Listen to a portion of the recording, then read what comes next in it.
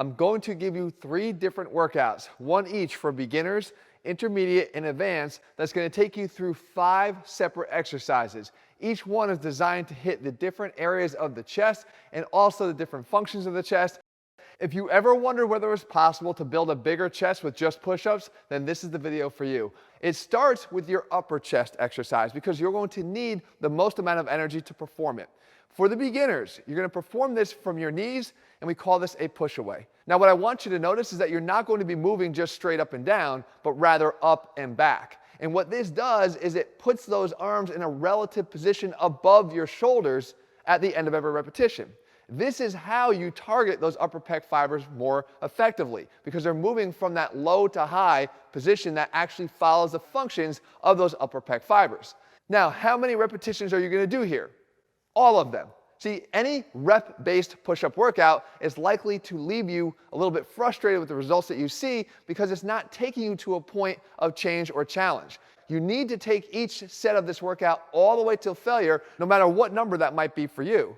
Now again, the exercise has to match your capabilities. So if you're more at an intermediate level, then I want you to do this exercise instead. This is the prowler push-away.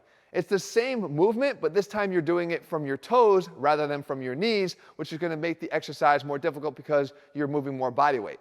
Now, if you're doing this from the more advanced level, then you do this. This is a decline push-up. And again, using the same mechanics of up and back. But when you put yourself up against the wall here, the challenge becomes even greater. If you can't get at least 4 or 5 of these repetitions, that would drop back down to the intermediate level and build yourself up. Remember, no matter what level you decide to follow this workout at, you have to take this set all the way to failure.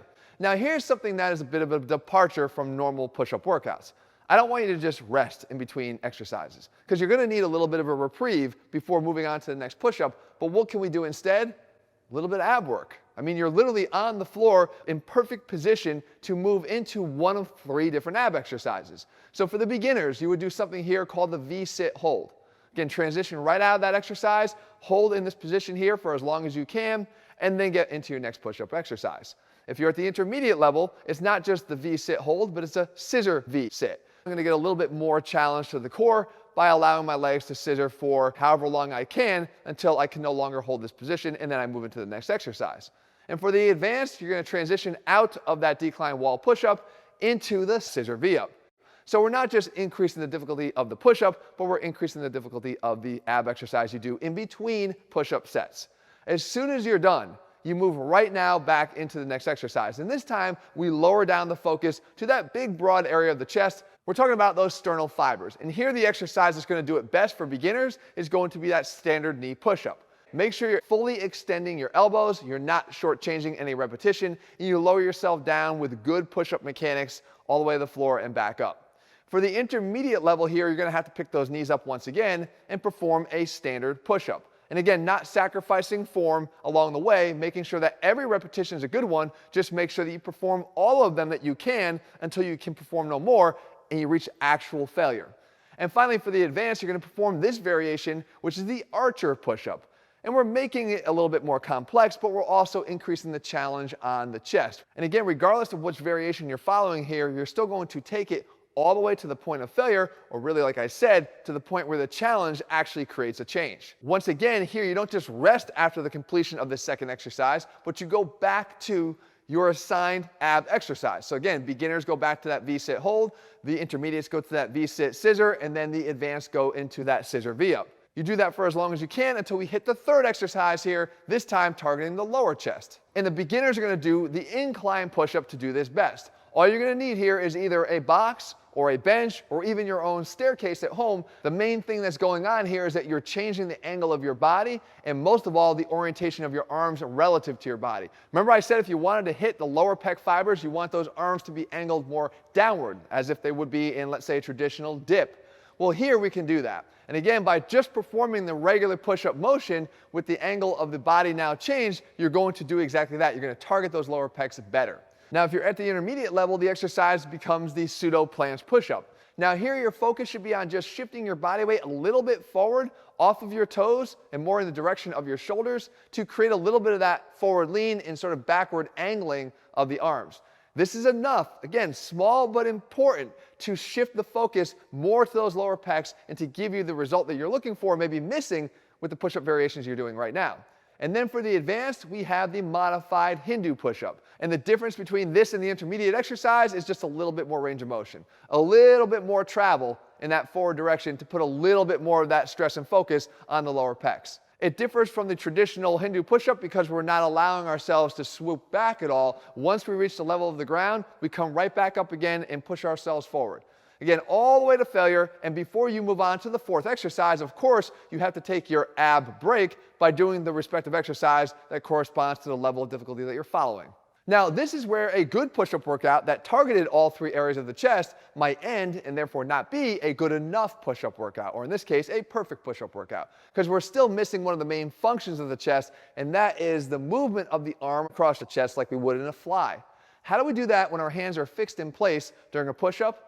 Well, beginners are going to do it with an exercise called the twisting knee push-away.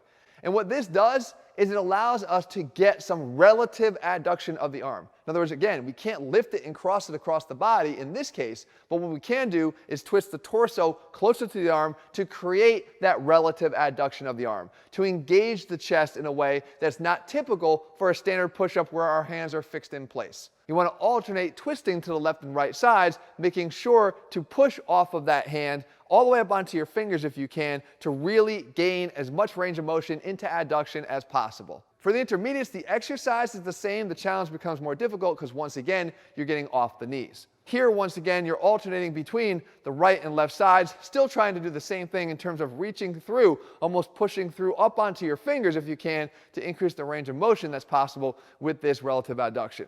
For the advanced out there, if you have access to a single resistance band, then you now have access to one of my favorite push-up variations, and it's called the crossover push-up. You anchor the band out to the side onto something stable, and as you push up, you cross your arm against the resistance of the band into actual adduction of the shoulder, which is going to light up your pecs even more. You follow it right into another push-up, and again, up and across your body. Now, you want to make sure you're performing repetitions with both arms, but I'll tell you how to do that. For now, focus all on one arm for one set. We'll talk about how to do the other arm later. Again, follow up any one of these variations of the exercises by doing your designated ab exercise until failure, and you come back now for the fifth and final exercise of your workout, and it is based around the concept of speeding up what you slow down. You may not feel like an athlete, but you can be training like one if you follow this principle, and the beginners are going to be able to do something more explosive with this exercise. It's called the lateral knee plyo push-up. And again, you get to do these from your knees to allow you to do these more explosive exercises, especially if you haven't tried them to date because you tried something too hard. Intermediates are going to perform something called the double hand release plyo push-up.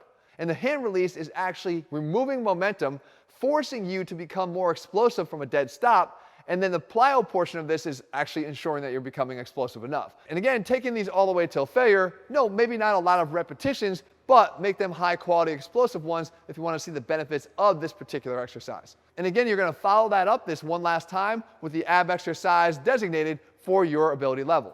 Now, I know sometimes it's hard to concentrate, and the good news is you don't really have to, because here's all the workouts that I just discussed laid out for you step by step, rep by rep, exercise by exercise, and level by level.